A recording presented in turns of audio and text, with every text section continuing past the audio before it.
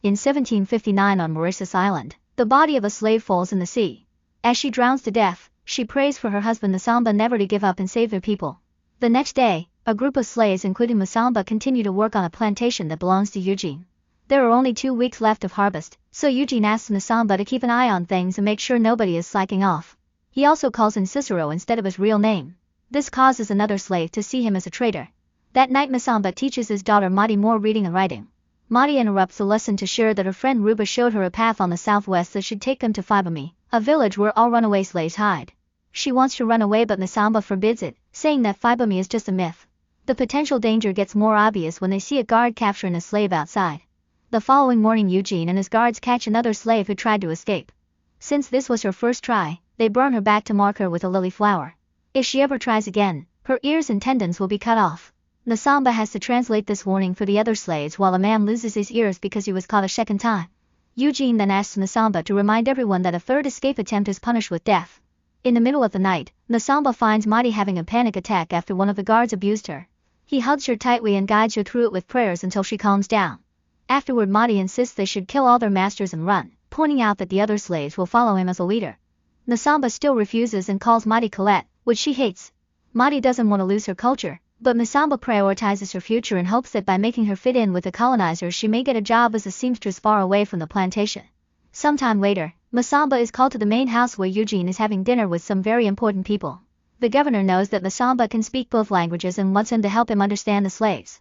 He asks if black people should be freed, but since Masamba is scared, he answers that black people exist only to serve. When he looks up to speak, the governor is offended and Eugene immediately kicks Masamba out. Eugene's son Honoré explains he was the one to train Masamba because he grew up here in the plantation and quickly understood that some slaves were trying to rise. Teaching Masamba convinced him that black people are also human. The governor brings up Madame La Victoire, a woman who hunts down runaway slaves and has the opposite views. An argument ensues over the treatment of slaves and Eugene has to silence Honoré to avoid trouble. However, the governor now thinks Eugene doesn't rule this area well. After the governor leaves, Eugene slaps Honoré for spewing his troublesome views. Then he calls Masamba to announce he's losing all his privileges. He'll cut cane like the others and he won't live with his daughter anymore. Madi will stay under Eugene's roof and if Masamba tries to protest, he'll kill her. When Madi hears about this she tries to self-delete, but Masamba stops her and sends her to the house. Seconds later Masamba hears the dogs barking and Matsa screaming.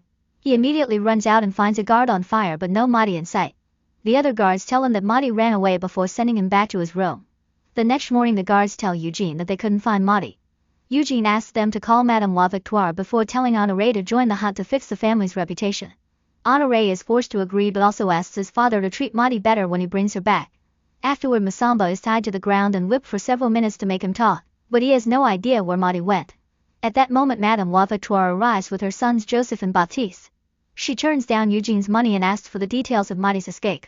Victoire tries interrogating Masamba, explaining that she'll bring Madi alive because she believes in punishment, but Masamba continues to swear he knows nothing. Then they bring Madi's friend Ruba and since she's pregnant, they dig a hole in the ground for her belly before tying her up. They only need to whip her feet once before she tells them Madi went looking for the Fibami village. Victoire has heard of the legend before and immediately leaves with her sons and Honoré to start the search. Using Madi's clothes, a dog follows her smell through the forest until Victoire finds marks on the ground that indicate Madi met someone and left with him. A few hours later, the group notices there are no more traces to follow but they can see a hill in the distance. They decide to get to the top and watch for a while to see if anyone will come out of hiding. Back at the plantation, Masamba has been locked up in a tiny cell with a chain masked around his head. He begs Ruba for help but she ignores him. When everyone is done working, Ruba throws food at the dogs to keep them quiet. Later that night Ruba carefully sneaks around and frees Masamba from the cell before rushing back to her room. With the dogs asleep, Masamba manages to run through the field without being detected. The next morning Victoire's sons think Madi is gone and are wasting time, but Victoire thinks they need to be patient. Meanwhile Masamba has reached the forest and stops by the river to drink, which is hard because of the mask. After hitting the lock for several minutes with a rock, he manages to break it and take the mask off. Using branches to create shadows under the bright sun, he can find the right direction to continue the search for his daughter. That night Victoire scolds Honoré for eating without manners like a black savage and forces all the boys to pray. She explains God has always been her guide and saved her in the darkest times. Honoré has already heard her story. He knows she was abused as a child, forced into an unwanted marriage as a teenager, and the first woman on the island to be divorced. He thinks she's the only person on the island who knows the horrors the slaves go through and should be sympathetic, but Victoire insists that the church has proven that black people have no souls. She doesn't think it's her place to question the church yet Honoré can tell she has doubts. During the night, Masamba dreams that his wife is by his side. The following day Masamba starts going up the hill and is seen by Victoire. When he starts wandering among the trees, he hears a noise and finds a black man named Kabidi who guides him around. There's also a black woman with a baby and together they all hide from Victoria's group because they've entered the woods to look for them. At that moment the baby starts crying and Baptiste hears them, so the slaves have to start running as fast as possible. Unfortunately they can't go far so Kabidi makes the mother hide and gives Masamba one of his blades. When Baptiste gets close enough he opens fire, but the slaves dodge and Masamba manages to tackle him to the ground. Baptiste fights back as Masamba tries to hit him to knock him out.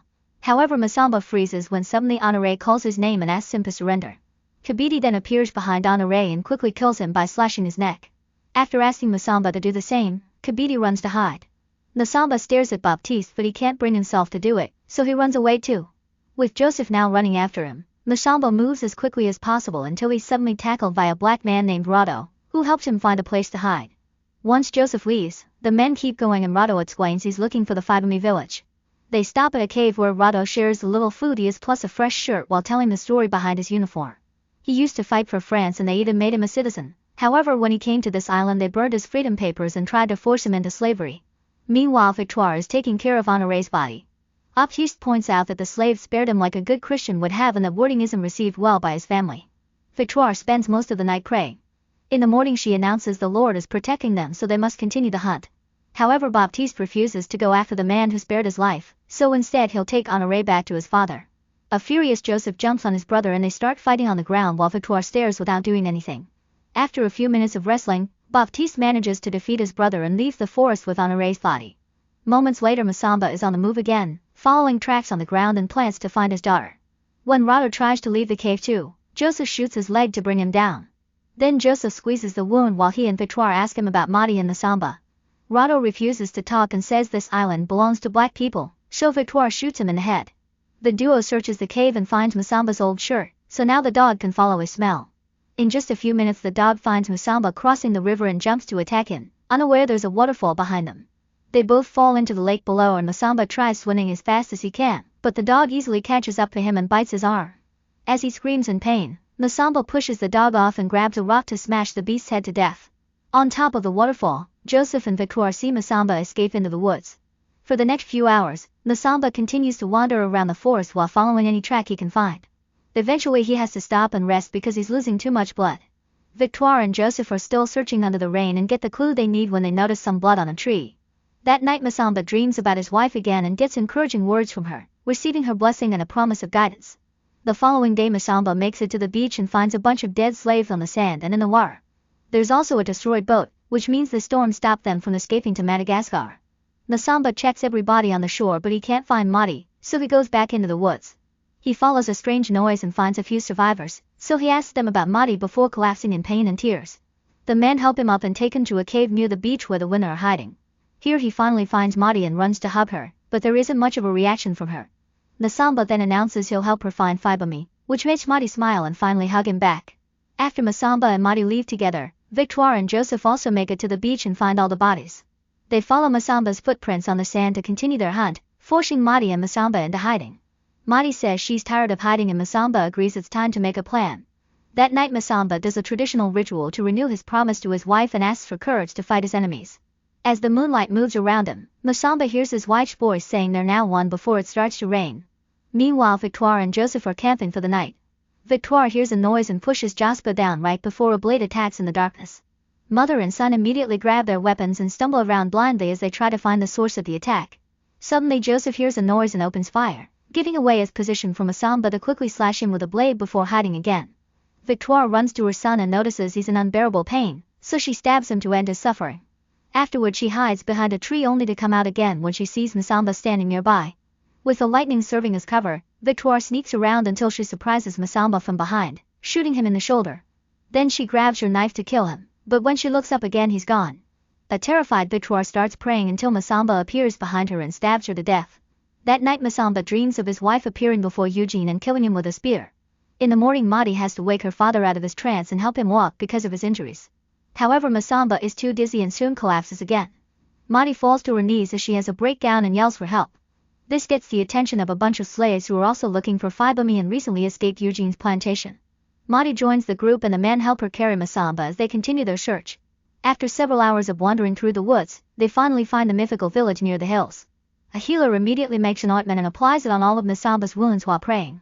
This helps Masamba heal and move without pain again. That night the locals welcome Masamba and Madi into their community and comment on some of the differences in their cultures, since many of these slaves were born on this island and not in Africa. Masamba shares stories about his original tribe and how his wife was killed in a colonizer's ship because she refused to be a slave. Madi also mentions some of the stories her mother used to tell her and how she found the strength to smile at her daughter before her death. The next day while she's bathing in the lake, Madi sees her mother watching her from afar. In the evening the villagers see flames in the distance, which means hunters are coming after them. Everyone starts running as the white men open fire and manage to recapture a few of the slaves. They cross a huge field but sadly find their way blocked by a cliff, which allows the colonizers to surround them. Using a slave as translator, a man asks them to surround them and explains the governor has promised to spare them. Masamba says he wants a life with no chains and no masters, inspiring Madi to start singing a traditional song. The villagers sing along before they delete themselves, choosing the end over slavery.